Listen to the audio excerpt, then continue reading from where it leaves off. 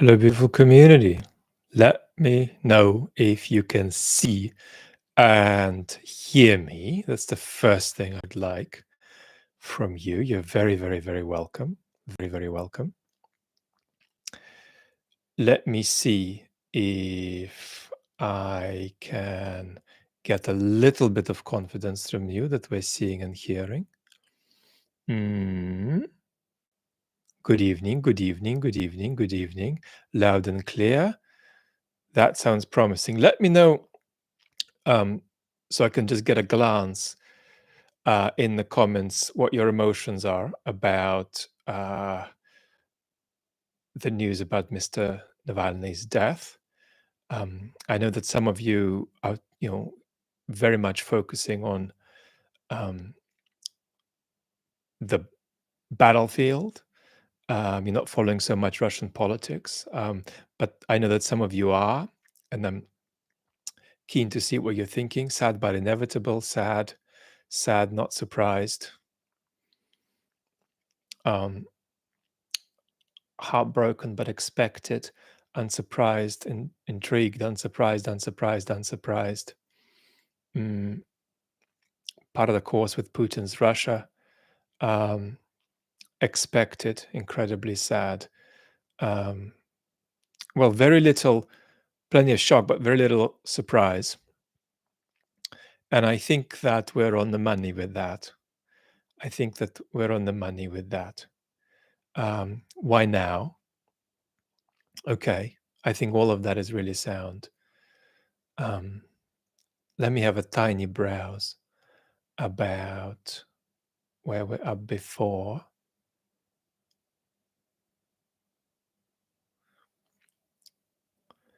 You can see Boris is asking a question or making a point. We have more than one Boris. Well, let me just say a couple of words and then we'll just jump straight into your questions. I'm so sorry I haven't caught questions you left before because I was crashing after I released the main channel video. So, but it's a privilege to be up with you. We don't know what happened, but we don't need to know what happened to talk about this being a political killing. The conditions in which Mr. Navalny endured, on the one hand, were torturous conditions, physically torturous, not just psychologically torturous. At the same time, he was resonant and lively only a few days ago.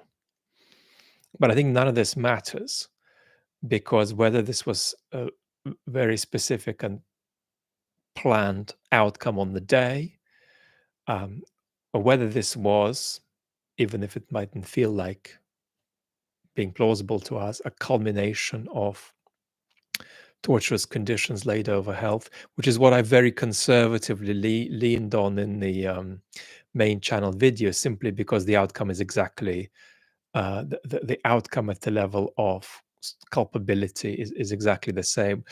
This is a vertically ordained political killing, and there is just no way of there's no way of getting away from that conclusion. So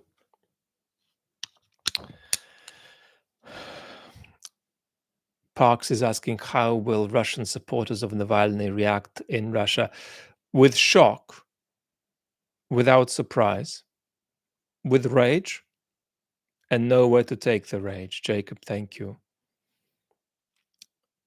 I said something very aspirational in the main channel video today, which wasn't scripted. It was just what immediately came out because it had to be done straight away. I felt. I said something aspirational, and that's that this is an own goal for Putin, because relative to a free Navalny, a Navalny who isn't with us is much better for Putin. But relative to a delimited and incarcerated Navalny, a dead Navalny is worse for Putin. But there is something special I was trying to say, which is if not straight away, eventually this will mean that this man will grow into an enormous, somewhat mythical political shape that hovers over Russian history and could yet have an effect more palpable on Russian politics um, than he managed to have when he was alive, although his effect was considerable. Jerry is saying what took so long. Putin knew the severe, significant downsides of taking Navalny's life. There were upsides too, but Putin knew the downsides. McGab was saying Biden is right, Navalny is everything that Putin isn't. Yes, one of the sort of electric things about Navalny is that he is genuinely very antithetical to Putin. And he had this extraordinary capacity to dispel the spell the regime tries to put on everything it meets. And that's a spell of fear. And Navalny was immune to that out of a combination of an extraordinary sense of freedom and also courage, but then also absolutely relentless ambition.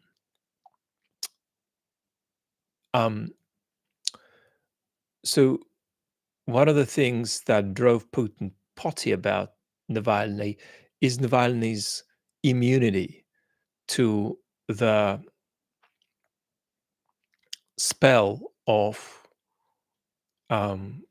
fear that Putin put at the heart of his brand.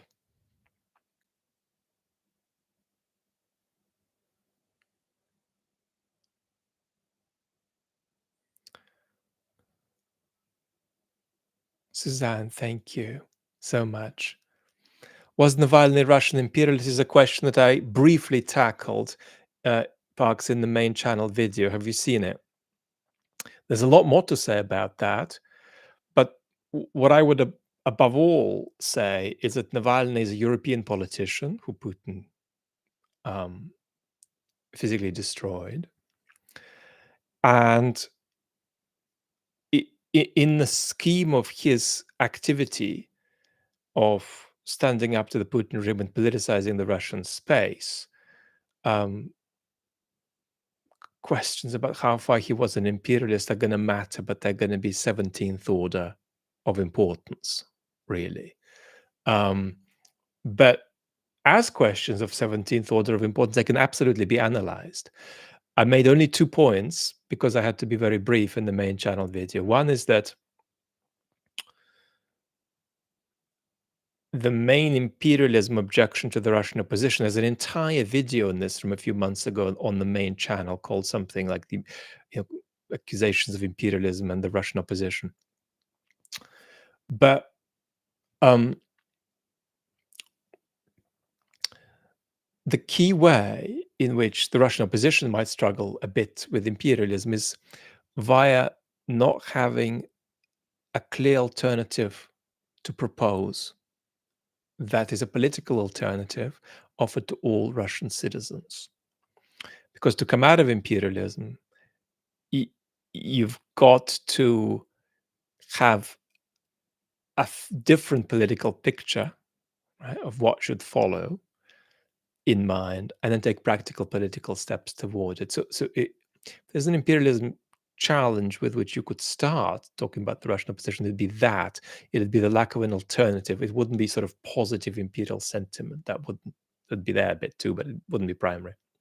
But then the other thing to say is that the reason questions about his imperialism aren't primary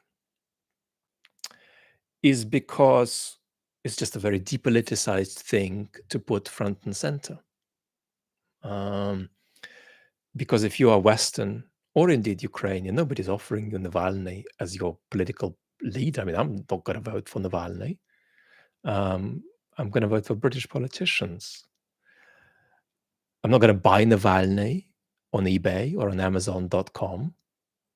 He's not a product that I can like or not like. He's not a brand of oat milk I'm buying. He's a political actor. And I can just ask a question. Is his activity overlapping with my own interests or the interests of my country, the UK? Or are they not? And the Ukrainians can ask the same. Is Navalny useful to them? And they can have three answers. He is useful, he is useless, or it's unimportant to wonder one way or another. But that's politics. That's a political way of engaging. Is Navalny everything you like, and then you're gonna move in with him and you're gonna buy him? And nobody is asking you these questions. These, if you center these reflections, are the reflections of depoliticized thinking. That is the very thinking that Navalny himself was trying to challenge on the Russian space. Now, I do think there is an interesting conversation about imperialist psychology.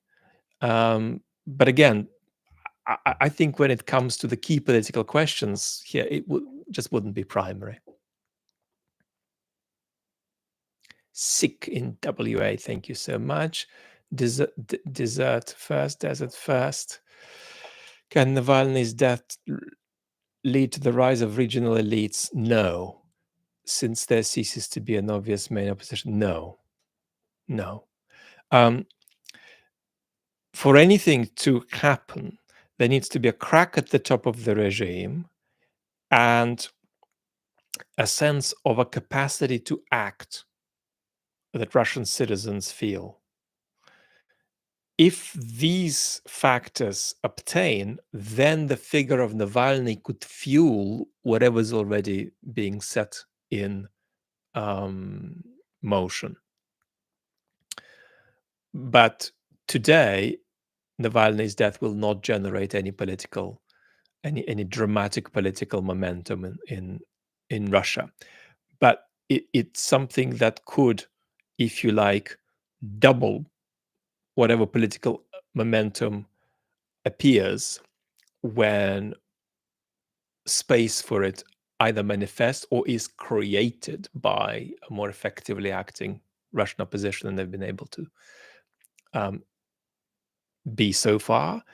But even more importantly than that, other political forces on the Russian space. I mean, the central politicization of the Russian space will not likely occur through the Russian opposition.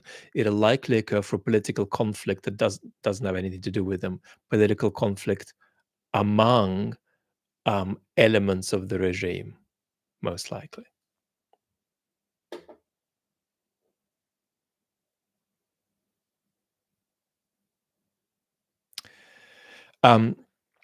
Test Trekkie, is our best hope for a change in Russian authoritarianism, Putin's age catching up with him? Even if it is, it shouldn't be. Simply because Putin is an existential menace. Putin is a very significant nuclear risk. And we would need to hope that Putin's biological exit doesn't come with various kinds of disturbed escalations. So it's not a very comfortable thought. It's just not a comfortable thought to wait out, because even Navalny's death shows that this regime is a little bit reckless and out of control. You see, I am not somebody who buys into the idea that this is a calm and perfectly constructive from the evil point of view of the Kremlin political decision. I think this is a little bit scary, precisely in not being a very well calculated outcome, if indeed this was a sort of a direct and planned event. Let me catch up a little bit with more questions. Who is the de facto leader of the Russian opposition? Wow, that is a fantastic question. In a certain sense, Navalny wasn't that because he wasn't a coalition building politician. And so people who were lining up behind him were with him, but some bits of the Russian opposition chose to not line up with him or hope to line up with him and feel that that didn't work out. I felt that the absence of Navalny in the West caused more quarrels among the Russian opposition than would have taken place if he had been here. But at the moment, there isn't a clear answer to that question. And there isn't even a clear answer, I'm afraid to say, to the question of are any of the leading, most compelling, and articulate and impactful members of the Russian opposition, are any of them politicians, as opposed to communicators and activists and broadcasters? So this is very important, that the only person who without doubt was a politicizer, a politician among the Russian opposition, is gone. But he will continue to have a politicizing effect into the future. And thanks for being with me, and thank you. How should an opposition politician most effectively sell a model of non-imperial Russia to the Russian people? What would such a Russia look like specifically? What alternative models of national strength would the Russian people accept? I think this is an absolutely fantastic question. And it's a question that is a political question as well. The easiest thing to do for a member of the Russian opposition is to extremely densely focus on the depravity of Putin's brutal invasion of Ukraine, which would be right, and then just moralize endlessly about the appalling nature of the Putin regime. That's interesting, but it's not the most politically effective constellation of positions. If you're the Russian opposition, you need to propose an alternative that covers everything, that doesn't just cover politics properly, not just with a tag of let's live like the civilized West, but properly. Well, what 3 things will you take from Germany? What 2 things will you take from France? Does Portugal have something to offer? Does Greece? What are we going to take from where? Could we take something from Ukraine? Politically. What are we going to do economically? What are we going to say to each key demographic? And that includes a demographic like the big institution of the Russian army. What are you going to tell the Russian army? Why should they come over to your side? They're not going to come over to your side if you simply condemn them. So you need to politicize in such a way that you begin to peel off factions that are sort of stuck in the regime's sort of safety corridor, or that are hiding, and so on. So you need to politicize across the board. You need to tell the power men, the Siloviki around Putin, why they should come over to you and quit being with him. What's your offer? And that absolutely means, what's your picture of security on the ex-Soviet space? And what's your picture of security as it's construed for a Russian citizenry, for a Russian population? In other words, you can't just talk about defeat and reparations. How are you going to guarantee Russia's security over the next 25 years as the Russian opposition? They need all of that messaging. We don't need it. We're not the Russian opposition, but they need it. And unless Russia falls apart, which we've discussed very recently on the main channel as one of many possibilities, a possibility that is distant today but will get more plausible the more Putin's regime stays in power and carries on being reckless. So unless Russia breaks apart, patriotism is obviously going to drive any transformation. Any transformation in any country is driven by patriotism. So you need to make some kind of patriotic appeal to all kinds of Russians. But it needs to be a patriotic appeal that's not based on imperialism, that's not based on uh, power, domination, and destructiveness. So this is the beginning of that conversation, Anne. Aaron, do you think Navalny knew that he was making himself a martyr to fuel a spark of hope that something would happen long after his death? No. Navalny knew that his chances of surviving were in his mind somewhere between 20 and 80%. And he said, I'm going to take those because if I stay alive and if I get out of this jail, I'm going to be an incredibly powerful political figure. I'm going to have um, a shot of making a change, making a difference in this country. I mean, don't forget, people are genuinely motivated by a sense of their capacity. That's what motivates most of the people who do big things in the world. Um, Beethoven was driven by a sense of his extraordinary capacity to revolutionize musical language.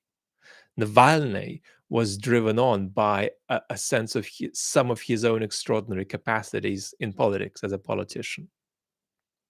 Um, so he wanted to exercise those, quite frankly, and he felt that there'd be a chance of exercising his political talents. These were backed up by values, sure, but he felt that if there was a 20% chance of getting there, it's worth it. So that's the crux of an answer. Has the young lady who was trying to run for president made a comment? Will others try to take his place, or will the opposition wither? Great question. Um,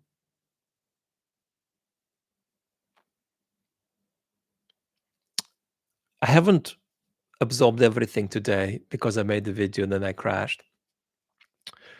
But there is nobody to take Navalny's place, and that would need to be an organic evolution.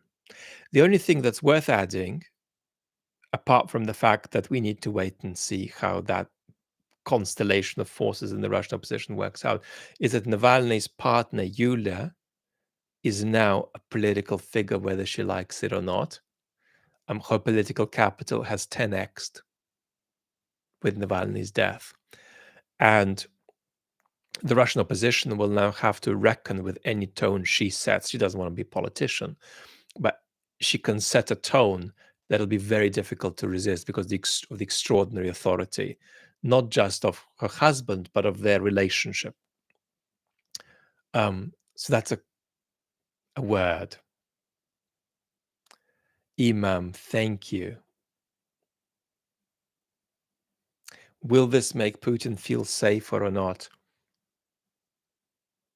It'll make Putin feel satisfied, but he will not know if this makes him feel safer. And that is not a Putin thing to do if you just roll back the years to 5 years ago. He doesn't do that, but he does it now. So there's a special vengeful recklessness there. So I don't think he will feel more safe as a result of this.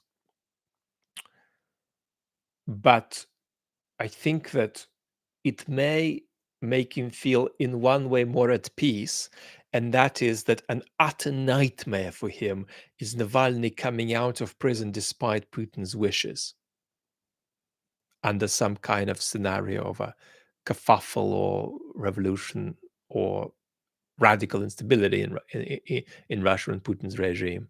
That is a nightmarish image for Putin, and he can be more at peace with it. But does that make him safer over the coming couple of years? That's not clear. And I don't think he'll know the answer to that, although he fancies himself as being always able to vindicate his own decisions. But I think that this will make him feel, without doubt, a modicum of satisfaction. But I'm not sure it'll make him feel more safe. That's my analysis. Tucker Carlson's comment, leadership requires killing people, is an absolutely terrifying view into the American authoritarian mindset. Look, it depends on how you frame it, because I mean, Barack Obama said something similar about how high politics comes with dirty hands, and recently we've unfortunately discovered that YouTube has a problem with what I've just said. So we'll see what happens with the stream. Um, there shouldn't be a problem. We're discussing politics in a very responsible way, but nevertheless, I think that there is a responsible way of putting this and an irresponsible way of putting this. A responsible way of putting this: you can't be atop a big country without having dirty hands politically. Just think of Obama's drone program. But there's no comparison between that and the domestic environment where you take out your political opposition. Let me just say one thing that I haven't mentioned today, and I didn't mention in the main channel video, that is very important. Putin genuinely believes that Navalny is a foreign agent. He genuinely, as delusional as that is, he genuinely believes that Navalny is for all intents and purposes, as far as issues of justification and legitimacy go, a kind of American insert into Russian politics.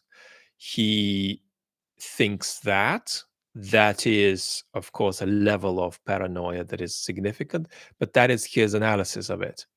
So what he would be thinking is that he has taken out a malign foreign influence out to undermine his regime.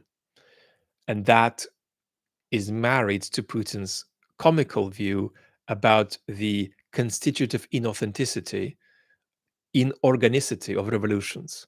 Revolutions are never domestic for Putin. They're always about foreign inserts. You cannot have legitimate domestic opposition if you are me, Putin thinks. If there is any domestic opposition, it means it comes from abroad. Unless it's opposition that says, dear Mr. Putin, our electricity is off and we don't have any heat. Help us. Right? That kind of criticism of the regime where it's failing to deliver something is acceptable to Putin. But criticism that says you're not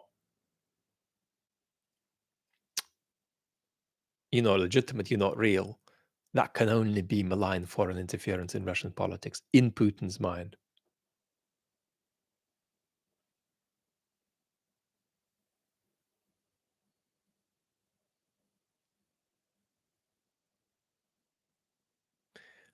Ozzy, thank you so much.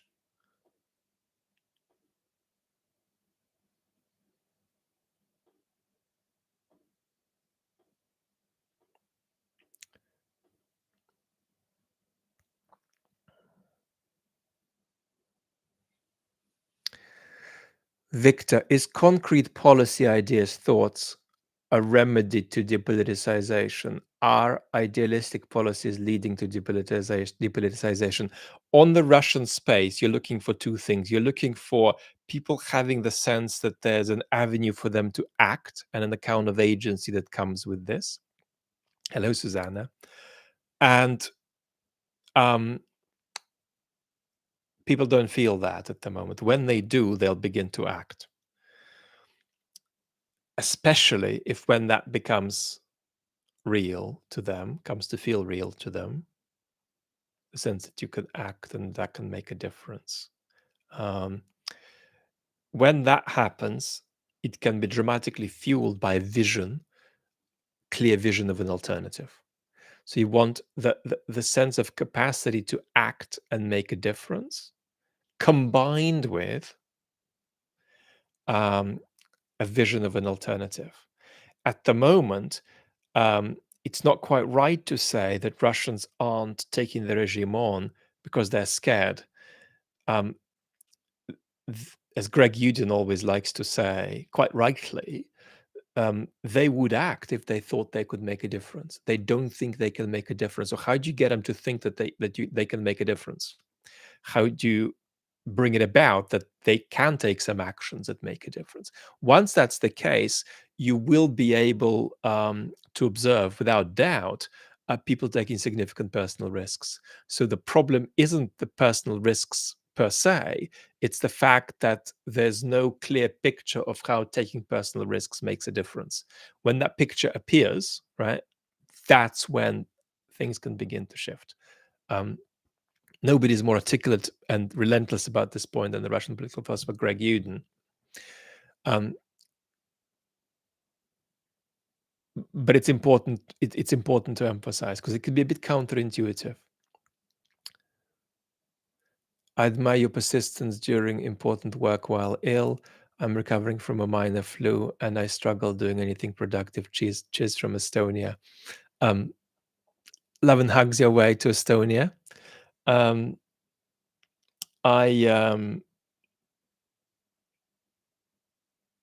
haven't been to Estonia since my repeated prolonged imperialistic stays in the 1980s. Because I lived the first 9 years of my life in the Soviet Union in the 80s. And sending you helpful wishes and sending helpful wishes to everybody today struggling with health. Was Navalny a Kremlin project? No. Did the Kremlin try to use Navalny in various ways for their purposes? Yes. Pavel, from speaking to my friends in Russia, they all seem to mourn Navalny's death while saying they will celebrate with wine upon Putin's death. Is there a way to square this morally? I think this is not 100% correct, but I don't know why. What do you think is the tension here, Pavel? From speaking to your friends in Russia, they seem to mourn Navalny's death, which the oppositional ones would, which would be 25% of the population. And certainly lots of people in Moscow and Petersburg. Then they say they'll celebrate Putin's disappearance from the world with wine. What is the conflict there?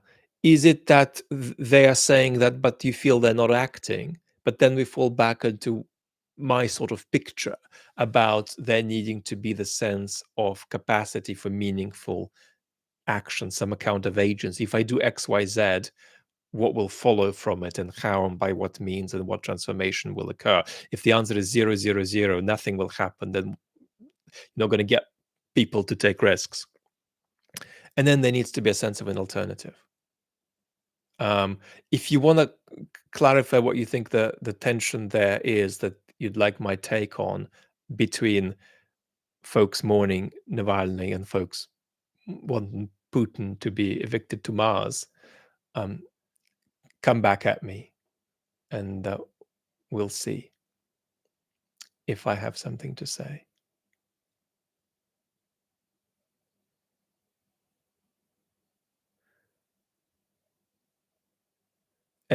ALS is saying, I think Vlad would want to answer. I can't see quite what I would want to answer, but I'd love to answer it. Unless I've already answered it.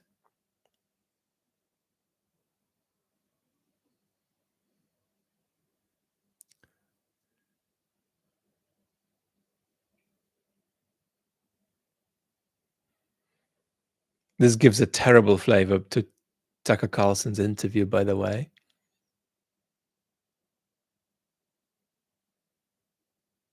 Because, of course, no serious journalist could fail to ask Putin about his chief political opponent being in jail and now being dead in a 2-hour interview.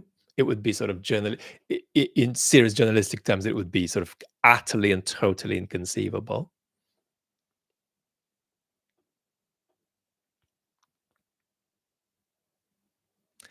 Adrian, likely a minor point. The invasion of Ukraine was contemporary with Navalny's trial. Is this significant for what the war in Ukraine meant to Putin? The Putin regime wasn't ready for its full-scale war because it thought that the war would be a sort of coup operation / war. As soon as the war began, the regime had to reset from a kind of information autocracy that could only engage in wars of the kind that you could remove from the news cycle to a regime that engaged in wars you couldn't remove from the news cycle. 2014, you could remove from the news cycle. Syria, you can remove if you're Putin from the news cycle. You can call it real on a Tuesday, but then declare that it's not real on a Thursday. Putin's brutal invasion of Ukraine is too big for that, and the regime had to begin reformatting and immediately taking totalitarian turns, which then halted. But these turns will continue and escalate in the future. The only other comment is that let's not have any doubt what Navalny would say for us to do in the West. And he isn't some kind of great master of nuance in Western politics. So he wouldn't necessarily be making incredibly specific recommendations country by country. But Navalny would want us to militarily support Ukraine. That would be his political request now, if we asked him what he wants us to do, by the way. Let there be no doubt about that. Scano, what will be the implications for the most moderate mainstream Russian politicians? There is no such thing as moderate mainstream Russian politicians. They are either part of the regime or engaged in some kind of a dance with the regime, like Boris Nadezhdin was.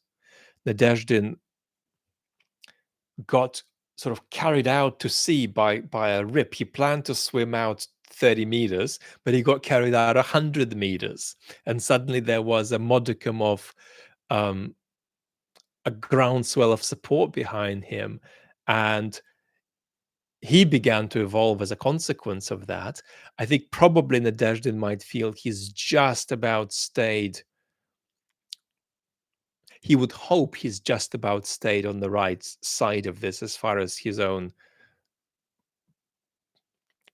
ideas and expectations of himself and hope for his own safety is concerned.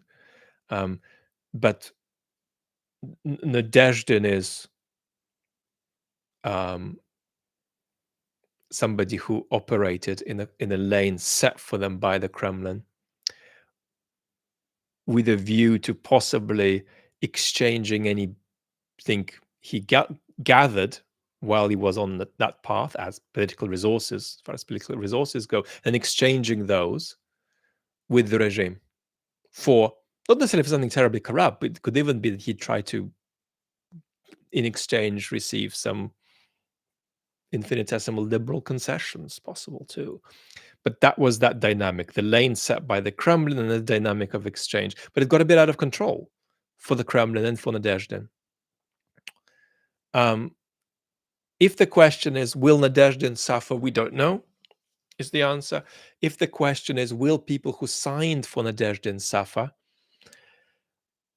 Not yet, but possibly in the future. And again, something I sadly say in the video today on the main channel, the totalitarian turns will escalate and will continue in Russia. They will broaden and widen, and the regime will try to pick up more and more people. And the regime will try to do worse and worse things to the people it picks up.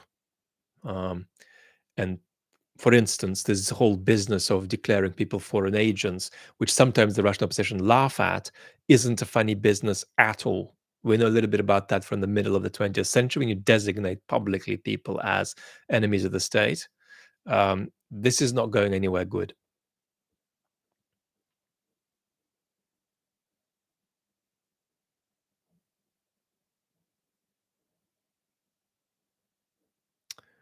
I feel I've just missed a question about Kara-Murza.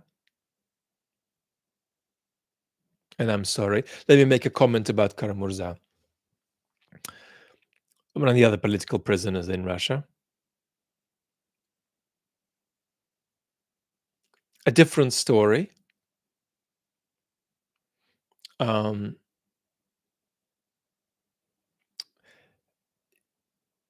he didn't as clearly as Navalny simply head directly for the sort of jaws of the dragon, but he's shown enormous courage. One feature of Kara-Murza is that his project is, I would argue, as much moral as it is political, whereas Navalny's project was completely political. It wasn't expressive at all. It wasn't, oh, I can't bear the evil of this regime, I'm going to take a stand. No, Navalny's project was, if I do this, that could happen, and if that happens, this could happen, and then we could get rid of this regime, and then I could, um, make a political impact in the future. Kara-Murza doesn't primarily think like this. A lot of his stance is an outcome of a deep moral intolerance to the disgrace of the regime. Um, Navalny feels that too, but um, expressive moral outrage is no part at all of Navalny's motivation. He's terribly agency driven. And that includes, well, if Putin puts me in prison, I may not survive, but if I survive, this and that could happen, and then this could happen, and on we go. And Kara-Murza is more of a moral dissident compared with Navalny.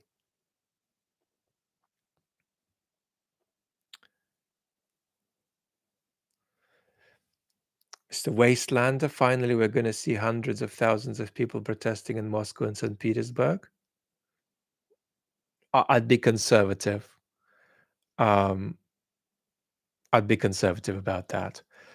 What we need is still a situation that arises on the Russian space where there is this capacity to act um, and make a difference that becomes available to people.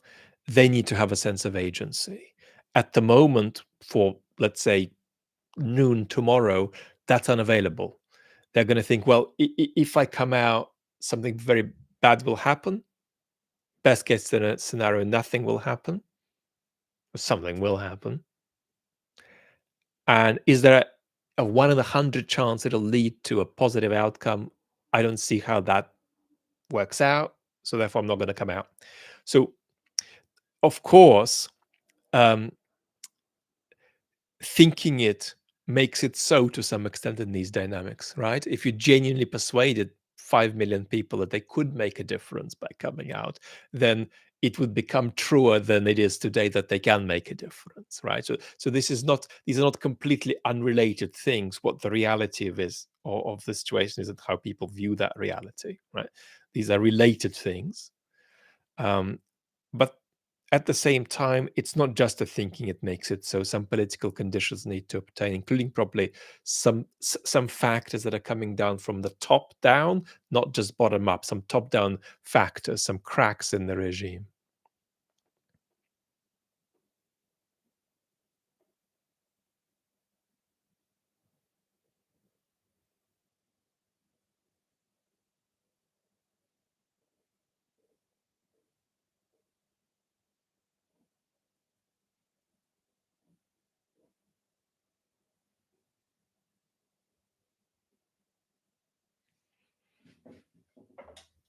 Grab my spectacles. OZT, thank you so much for cheering people on. Can we as non-Russians assist with creating this capacity to act? Yes, Piotr, yes. We need to say what the hell we want to happen on the Russian space. And we need to say this at policy level. In my view, and I'm delighted to say this in front of all the Russian experts in the world, because it's a legitimate exaggeration, we don't have a Russia policy. We have half a Ukraine policy, which is we'll support Ukraine and then see what happens. Now, in fairness, that policy is avoid nuclear war, ensure Ukraine's survival as a sovereign state, and then see what happens. Our Russia policy is less than that. one of the features of our Russian policy in recent months has been that we don't feel confident about creating existential situations for Putin, whether it's at the level of sanctions or at the level of supplying Ukraine with more assistance more quickly. But what we need to do is say to all the people on the Russian space what they're going to get if they bring about various situations. So we could literally just sit here and say, we want you to federalize, decentralize as part of a democratic transformation. If you move in that direction, we'll deal with you. And here is what dealing with you means. This is what we would or wouldn't be prepared to do with this type of post-Putin Russia. That's what we'd be prepared to do with that type of post-Putin Russia. So we need a picture of what we want to see happen on the Russian space, how we want to deal with it. And then we want to say what we're going to do in each circumstance in response, so that we give clear motivation to the different sections of Russian society, the different bits of the Russian regime and the Russian state, and they understand where they're going to stand with us under what conditions. So we need much, much, much, much more of this, much, much more of this. And of course, we need to encourage each other. You know, Western countries need to encourage each other to do this more, and we need to encourage all the countries on the ex-Soviet space to do this. That means encouraging Ukraine, encouraging the Belarusian opposition. You don't get a solution to Ukraine's challenges without having a solution to the problems on the ex-Soviet space. The only way out of that equation is to wave a magic wand and create a beautiful ocean where Russia used to be. That ain't going to happen. That's sometimes substituted by calls for Russia's breakup, but they're almost all radically depoliticized and politically irrelevant. There are some exceptions to that. If you want to know what my views about that are, there's a video on the main channel about the fact that I actually do take the possibility of a Russian breakup more seriously than some experts do. But I rarely, out of all the scenarios that it might run out in terms of, I don't see much there that is terribly optimistic for us or for Ukraine.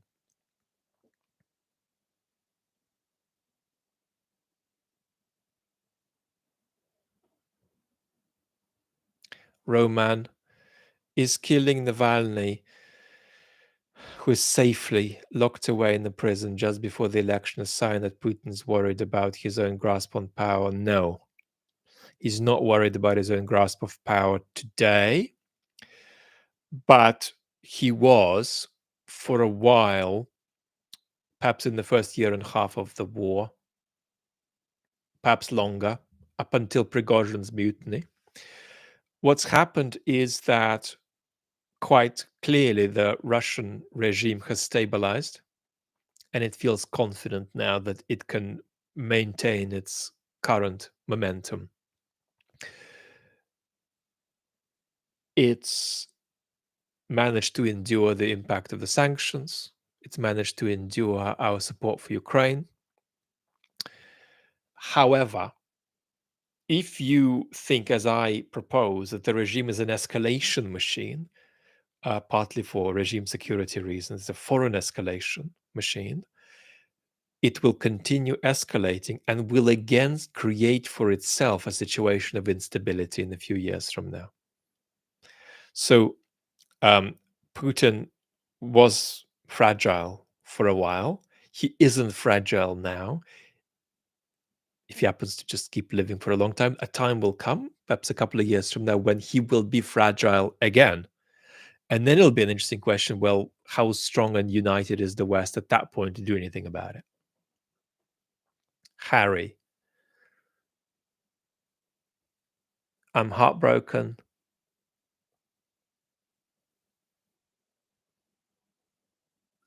Thank you for today's stream.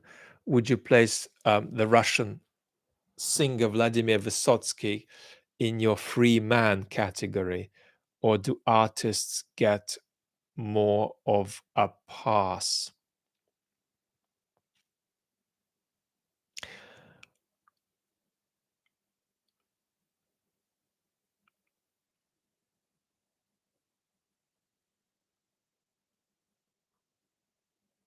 I'm not sure I would place Vysotsky in that category, certainly not in the way that I categorize Navalny as having this extraordinary capacity to feel free even when he's in chains.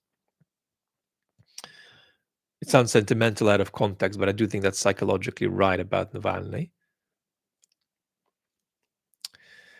Vysotsky, who also died young for health reasons, um,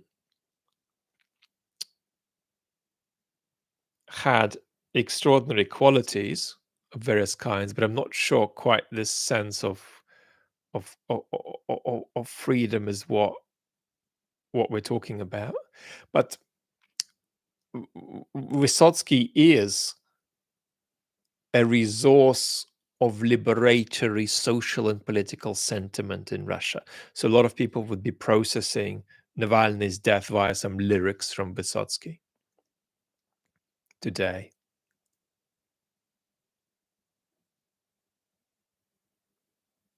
John, let us assume Putin wins the war in Ukraine because Trump won't provide arms. What does Putin do then? Will he retire? No.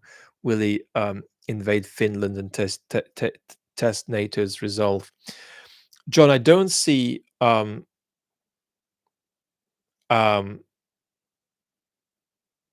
Putin winning in Ukraine in the sense of overturning Ukraine's sovereignty very easily. That's conceivable, but it's just not looking on the cards for him. So something less would be perhaps what you mean by Putin victory. Yes, my position in terms of the analysis I've shared in several main channel videos, I think these are the easiest places to get a summary of my views, suggests that Putin will only stop if he runs out of capacity, if his regime wobbles, or he runs out of capacity in some other way, or if we stop him.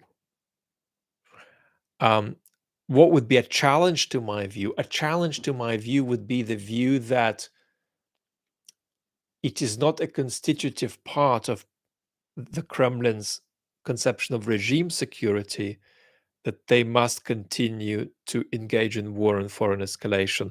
And I'm saying they're stuck with war and foreign escalation, not simply because they've decided they're going to do it, but because they're now resetting the regime and indeed, to some extent, resetting the society for something like a large scale future conflict. And I believe that even if Putin chose not to escalate in the future, he is largely locked into it as long as he is allowed to and as long as he has the capacity to. That's a sort of a caricatural summary of my take on this.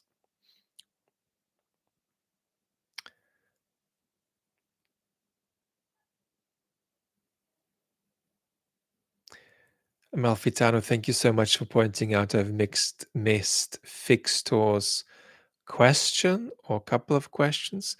Let me see what is going on.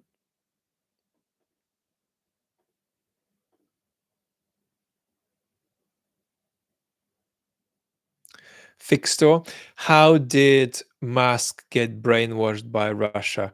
I don't think he got brainwashed by Russia.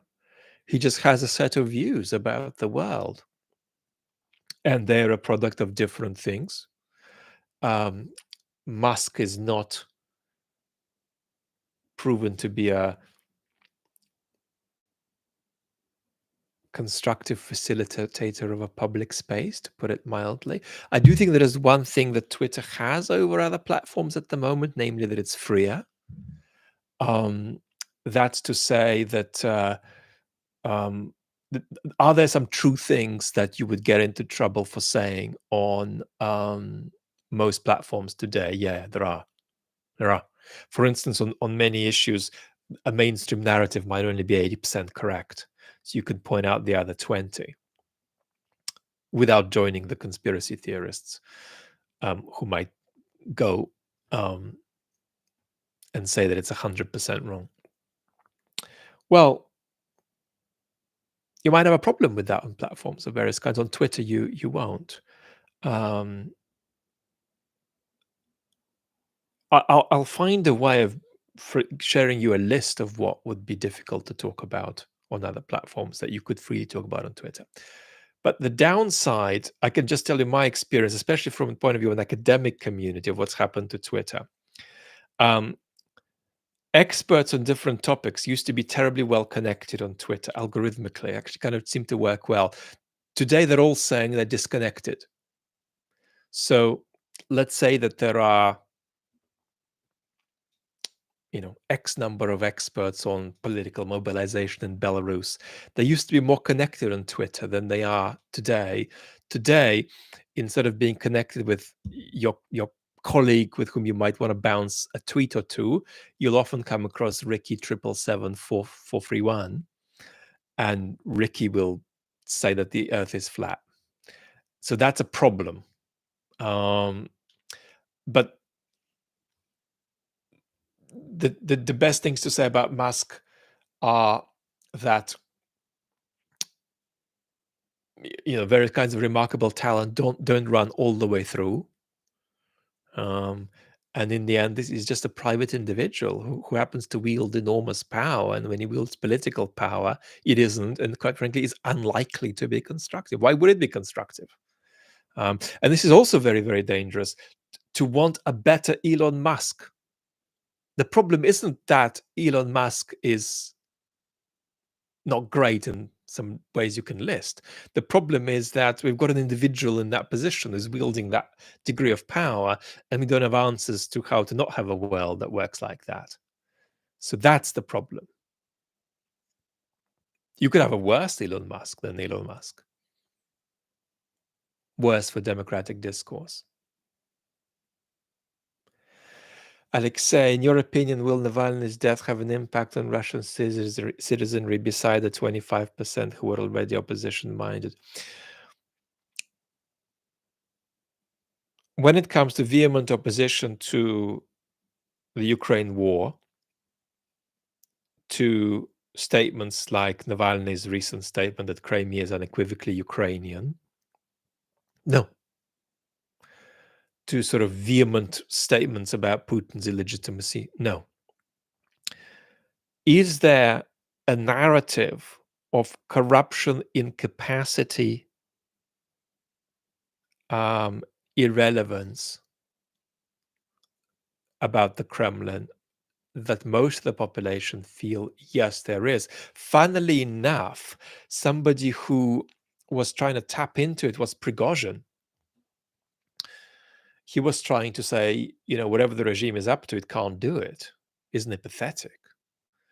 They aren't up to the job. Everything is a mess.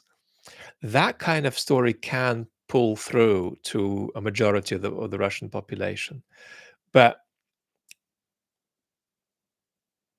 with Prigozhin, it wasn't enough because he didn't offer anything. He didn't say, well, this is how the country should look like. These are 10 things we should do. If he offered that on top of this narrative of the regime is inept, he could have seriously had a shot at revolution. Some of Navalny's corruption narratives do register with the majority of the Russian population. But then they get outweighed by the fact that, well, our politicians are bad, but aren't all politicians bad, and therefore we've got to stay out of politics. So they register, but they do get in the end drowned out by the sort of the depoliticized fabric that still obtains. So on the war, no. On ineptitude and corruption, yes, but not in a very mobilizing way for now. Agent B7, you said that the regime is sending a message before more turns toward further authoritarianism. But what puzzles me, does the regime actually um, have anyone who architects such fine details? Putin. And Putin knows that he needs a depoliticized population and that he's going to end up taking these totalitarian turns. And he knows that something could break along the way, but that's the balance that they're engaged in. And then there are other important figures in the regime or figures who are sort of satellites who have certain positions, but primarily make an impact as sort of private advisors, and Kovalchuk brothers could be in that category. So yes, they're genuinely thinking about issues like politicization and depoliticization, how far to go. But part of what the Navalny news shows is that they are not any longer acting conservatively and constructively from the evil point of view, but they're not any longer acting constructively about it. Antonio, do you think that question of Tucker, where Putin was kind of proud of himself for saying you cannot compete with US propaganda, made me think, what do I have to lose? Do you think that question of Tucker, where Putin was kind of proud of himself for saying you can't compete with US propaganda, made Putin think, what do I have to lose? If you're trying to link anything that happened in the Tucker Carlson interview with any decision Putin made, then no.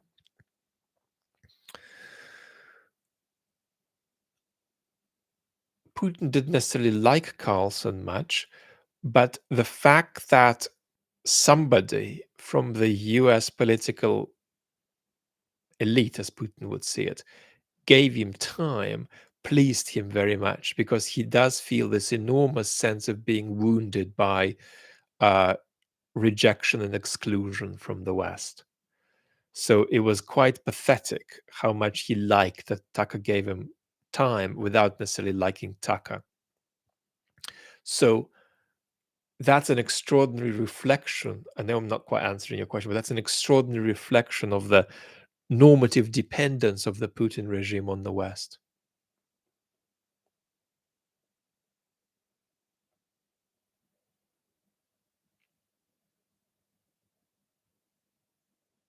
Phil, what factions are lurking in the margins of Russian society that may emerge forcefully? It doesn't work like that. The factions aren't there to emerge. They will appear when space for them to act appears. So we're reversing that. When there is an avenue, by avenue we mean a sense of agency. If I do X, Y will happen, and if Y will happen, X will follow, and then some transformation could occur.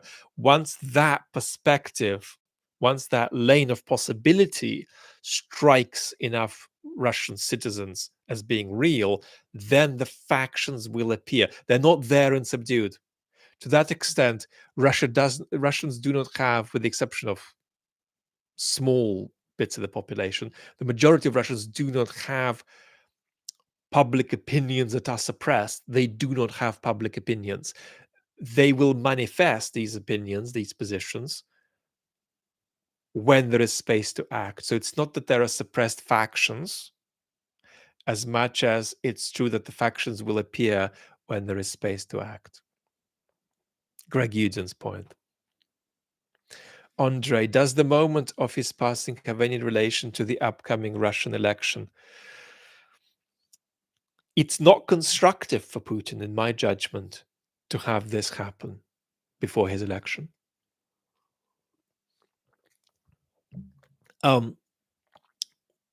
But if what they did with him was a single one-off intervention, as opposed to something they just built up to make his health crack, then it very possibly has something to do with the election. So that link is entirely plausible. But it's not an effective link. It doesn't strengthen Putin for the election, in my judgment. Could Putin think that it does? Yes, he could, but I'd still gamble on the suggestion that Putin will have more of a sense of satisfaction than extreme confidence that this is tactically the right move.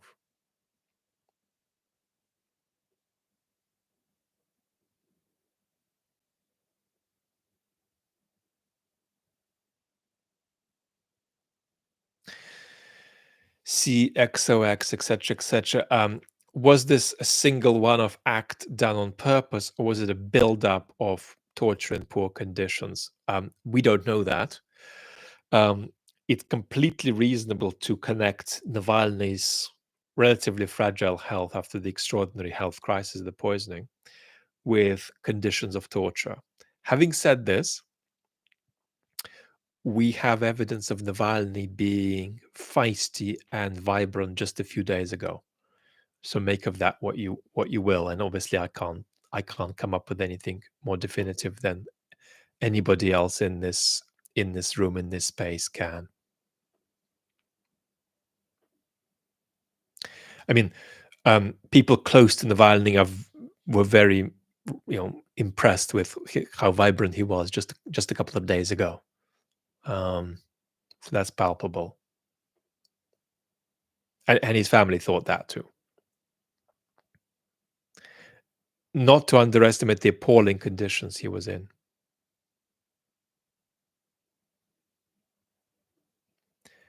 Adrian, thank you. Paul.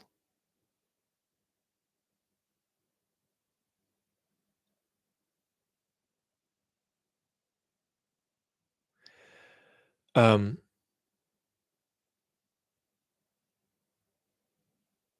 well, Putin's time should be over. Stay the course, beautiful community. Yeah, just like Putin wants to pull Ukraine into not just the pre-2014, but into somewhat of a 19th century world. And I'm not implying any progressive view of history when I say that. I just mean that we're in a different moment historically. So is the same with Russia, is trying to pull it back. All Russians are responsible for Putin's war, but Putin's spectacular level of reactionary mania is not a representation. It's not a sort of it's not a proportionate reflection of where Russian society is at. Putin is out there on the extreme end. So it's Russia's war at the level of responsibility. It's not Russia's war at the level of the question of whether Putin is sort of somewhere in the middle as far as us gathering up a picture of Russian society. I mean, Russian society could conceivably, if things change, become sort of overwhelmed by imperial mania, but it's not. But the regime is.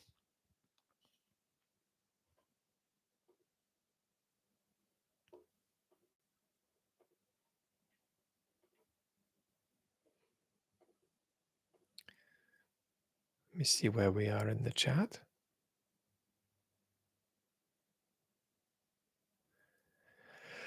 Sabo, my quick thought about the UN is that it is structurally weak, such that it couldn't be strong without losing not just power, but losing legitimacy. So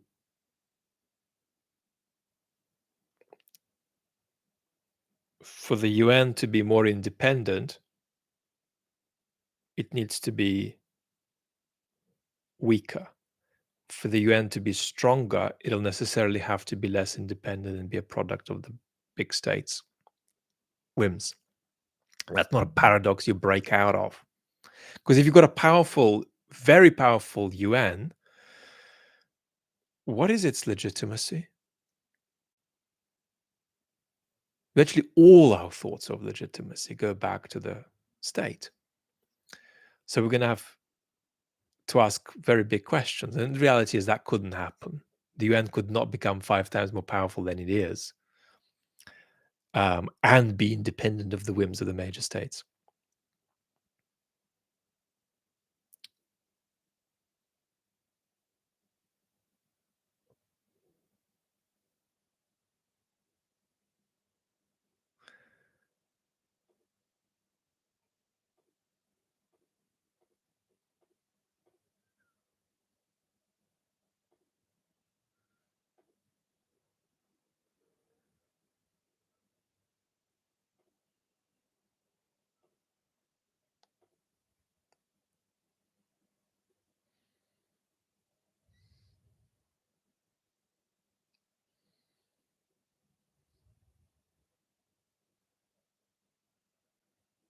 Guys, thank you so much for taking out the troll action. I'm so grateful. Thank you, Amalfitano. Thank you, Rachel. And I'm sorry about it. It's a bit. I think it's a bit inevitable given the topic. Let's run 20 more minutes.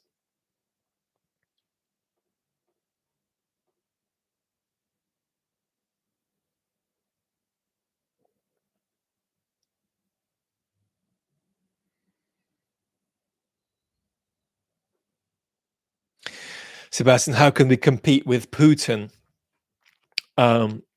Because he acts with unified power, and we have so many voices and competing, institutions and so on. I think that if our democracies were of the level of stability of the 90s, we would have had a much better chance of taking him out. It's harder for us when we're fragile at home to act strategically on the global stage. And as you can see, so many of our policies, not just toward Russia's invasion of Ukraine, are reactive rather than proactive.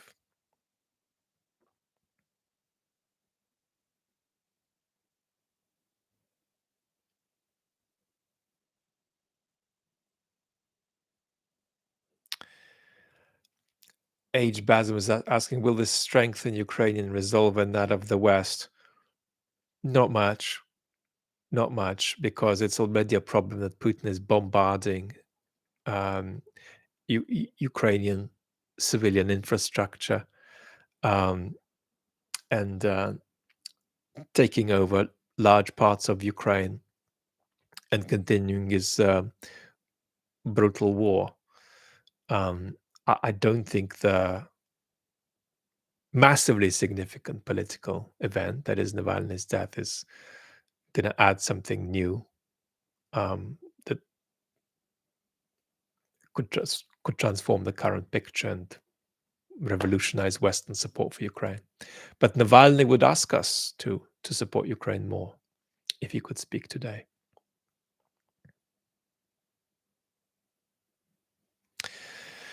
Alexei, why is Navalny's death as significant as any event we've seen since? So he is easily the number 2 politician in Russia. So he has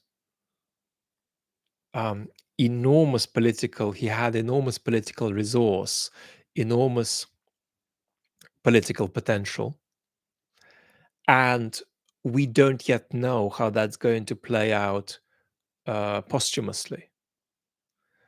But Putin will not be successful in simply living this down without consequences. It's going to come back at him. Might not come back this or next year, but it'll come back at him.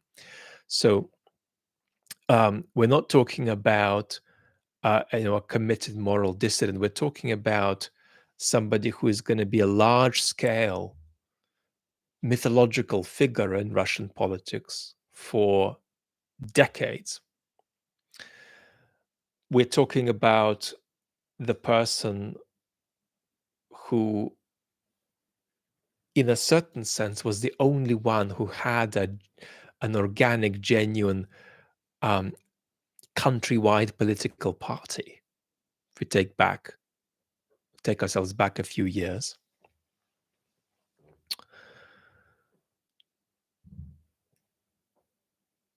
we're talking about a politician who, almost uniquely among the Russian opposition, could appeal outside of that sliver of the 20-25%, who would be inclined to be liberally democratically oppositional. Um, so, a very, very major figure in Russian politics, Putin's number one enemy, somebody who absolutely Putin was afraid of, and somebody who had an unparalleled capacity for, under very limited circumstances, engaging in various kinds of political mobilization. And that capacity will persist um, posthumously. And that's why this is no less major an event than the mobilization or the Prigozhin mutiny. If Prigozhin had a positive agenda for Russia and had more people come over to his side and genuinely wanted to follow through with the revolution, which he didn't really, would be different. But this is a very transformational event with unpredictable consequences for Putin over the years to come.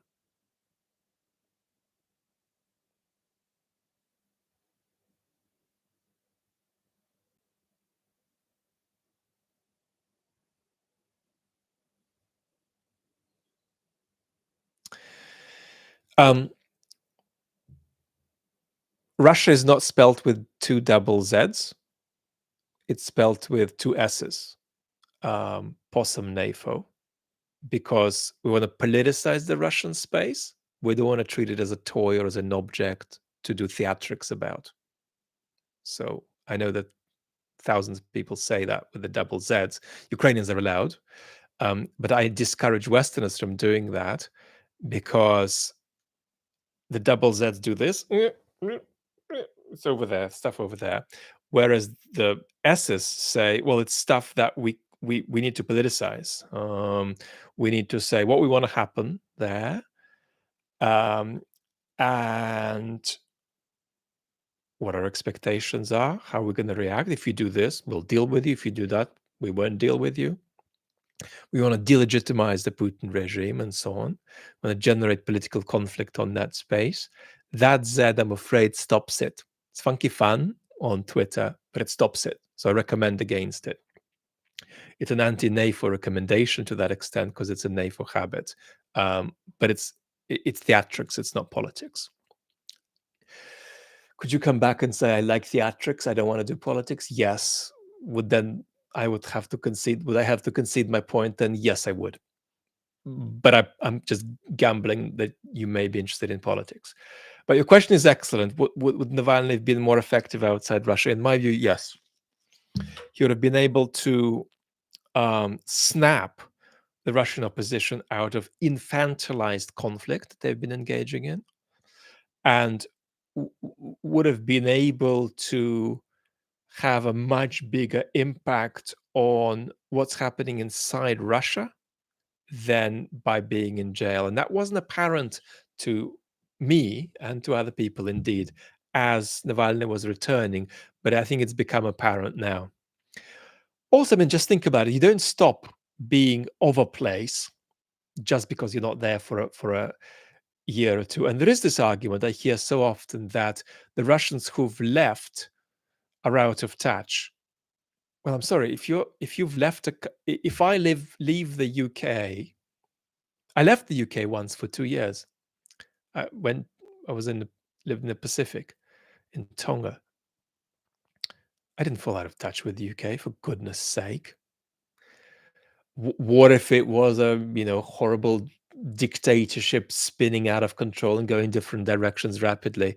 No, you fall out of touch if you escape and evade psychologically, but you're not out of touch if you're out of the country for a year. And so Navalny wouldn't have been out of touch. And I do think that it's a very interesting question because I believe you would have been able to do more outside. Um, can I call this a political mistake? I can't, because we still need to see what meaning his life will have. And here was Aristotle, of course, centuries ago, telling us that you can't tell if a human being has had a happy life until quite a bit after they've died, because certain things could happen after they're gone that change the meaning their life had. You could be working for something for 30 years, and then it happens 5 years after you're gone, but you kind of brought it about, you know? So we still don't know what meaning Navalny's life has. It could have a much greater meaning or a much less significant meaning, um, depending on what happens.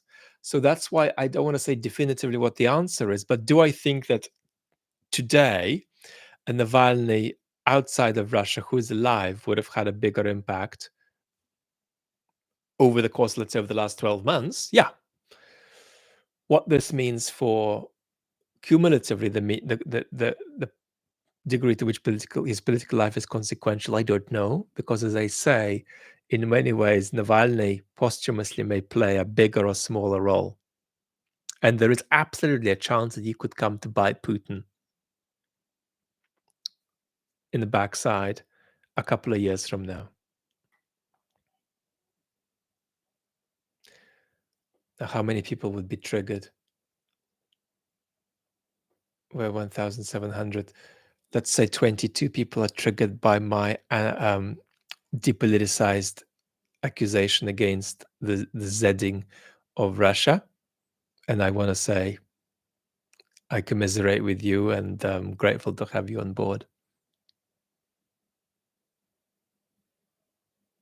Roz, lovely to have you. I'm not sure I've seen you since the new year. Happy New Year. And I'm so grateful for the troll removal situation. There's a good chance that the main channel video also be mass reported, and because it mentions words like, the extinguishment of life, it might get restricted in some way. So we'll see.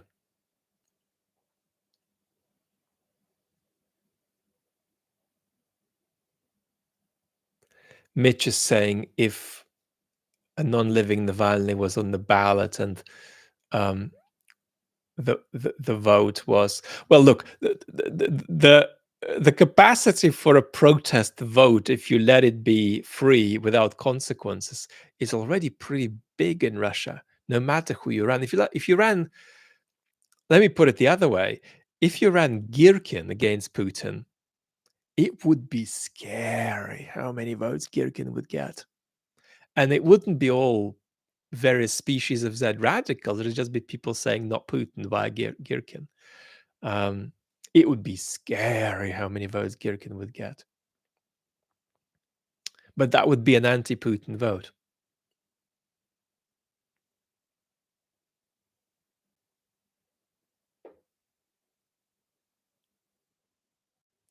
Yitman, I listened to you for 6 months on the second channel before discovering you had the main channel. Yes, I mean, a lot of people on the main channel don't know that I have a second channel.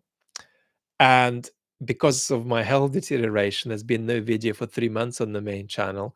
And so a lot of people have drifted off from it, not knowing that there was this place. And it may well be that I'm a moron to have two channels. Nobody else has two channels in our niche. But my idea for this was community building. You see, the second channel for me is not at all about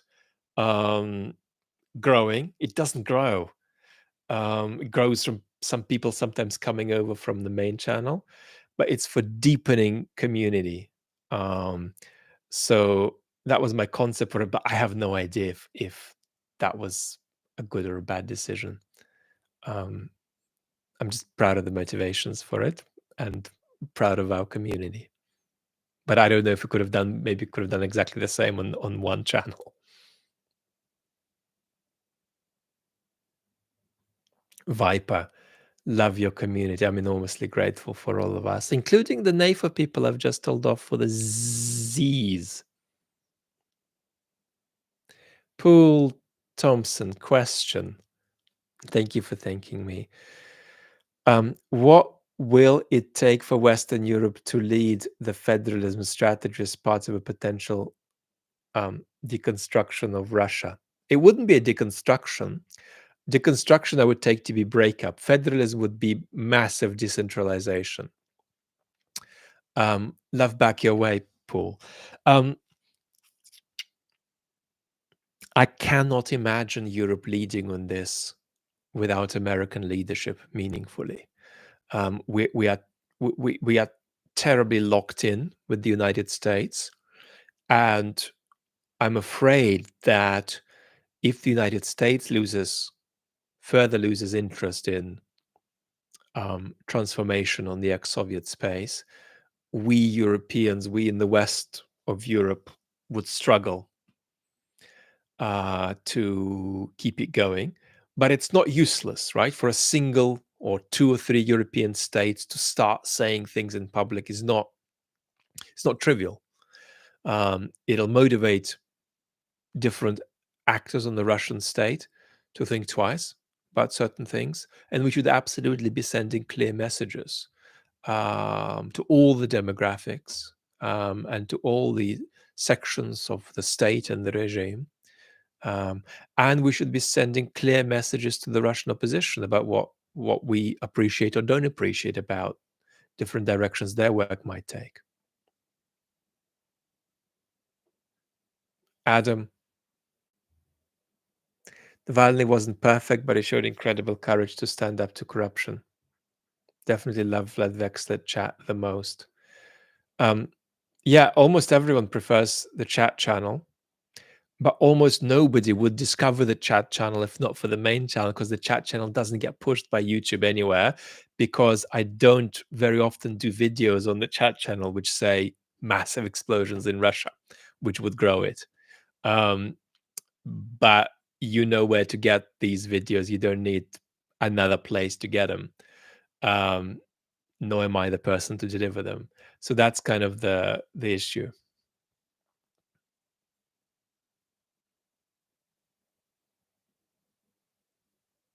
Neil, Putin saying that he preferred Biden was a desperate attempt to support Trump. In some ways, Putin prefers Biden over Trump. There's no doubt about that. I listed them in a recent video on the chat channel. But cumulatively and overall, he prefers Trump. And the big difference in 2024 versus 2016 is that in 2016, Moscow did not want Trump to win as such. They just wanted Trump to make a nuisance. They didn't even think he could win. Now they think he can, and they want him to. They have some preferences that go in favor of Biden over Trump. They don't like Trump's unpredictability. They like that Biden, in different ways to Trump, also undermines trust in US democracy. They overestimate maybe the degree to which that's so. But they have some preferences for Biden over Trump, but cumulatively, they absolutely prefer Trump. It's like 85-15, if you like, in terms of the weight of it, if I were to give it caricaturally. And that's not for Trump to make a nuisance, that's for Trump to win.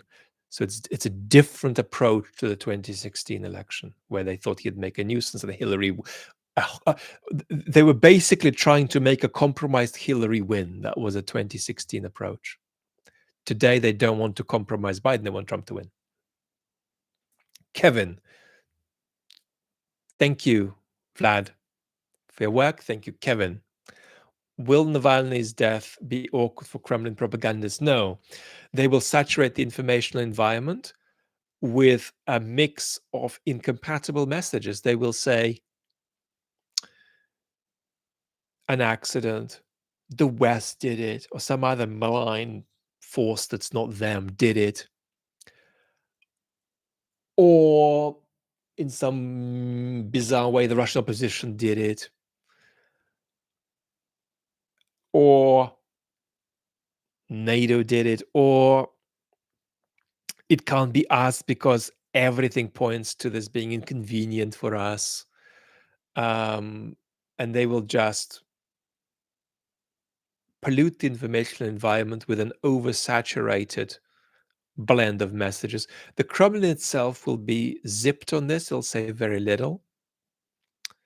And Putin will take questions about it, and he'll say, oh, yeah, this man, yeah, something happened, or someone's looked into it. But the Russian propaganda will be very extensive about this, and they'll say 4 or 5 incompatible things. Their aim will not be, this is old school stuff, we all know this. Their aim will not be to persuade anyone of anything, but for people to sort of get confused and apathetic in a mixed up information environment with 17 versions of the event floating about. Hope that helps, Kevin.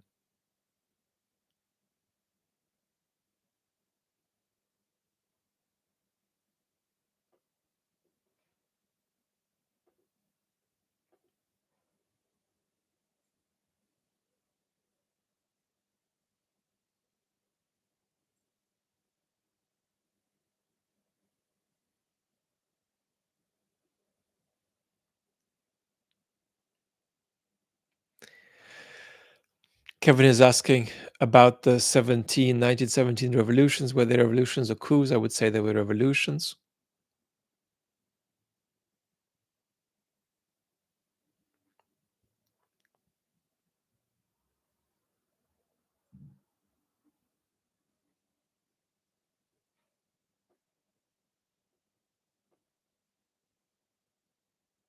We're reaching an hour and a half.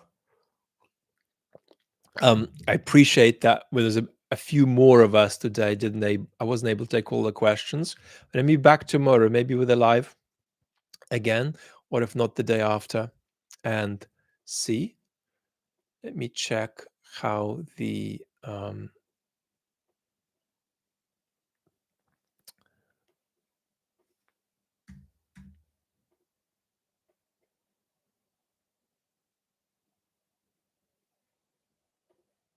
video is doing. So far, it doesn't look like it got in any way banned, but we will see.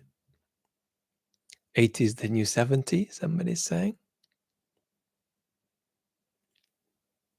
All right, beautiful community. Lucho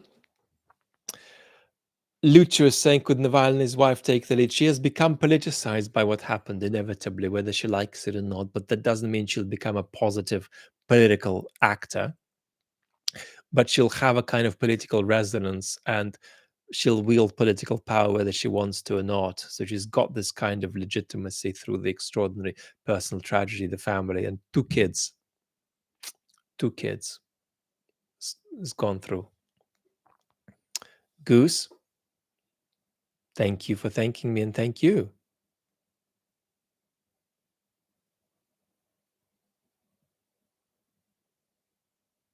Sorry for the trolls today, everybody. It's been really wonderful, really wonderful to have you. Thank you very much for bearing with me. Ozzy T, thank you so much. Malfitano, thank you so much. Rachel, thank you so much. Victor, thank you. And lovely to have had you with me. Everybody, take really good care. Take really good care. And very probably we'll connect tomorrow. Lots of love till then. Bye-bye.